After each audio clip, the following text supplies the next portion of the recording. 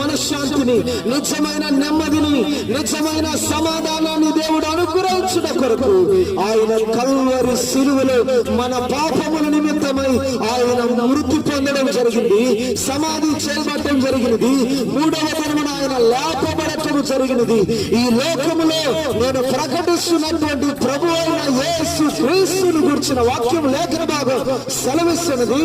చనిపోయి తిరిగి లేచిన వాడు, మరణాన్ని జయించిన వాడు యేసు మాత్రమేనని బైబిల్ బోధిస్తా ఉంటున్నది. కనుక యేసు చెప్తున్నాడు, నేను మరణాన్ని జయించున్నాను, నేను పాపాన్ని జయించున్నాను, నేను లోకాన్ని జయించున్నాను కనుక నా ప్రజలారా నేను మీకు శాంతిని అనుగ్రహించుచున్నాను. ఆమేన్. అందుకే వాక్యం అంటుంది, ప్రయాసపడి భారమును మోసుకొనుచున్న సమస్త జనులారా నా యొద్దకు రండి, నేను మీకు విశ్రాంతిని కలుగు చేతును. Praise the lord.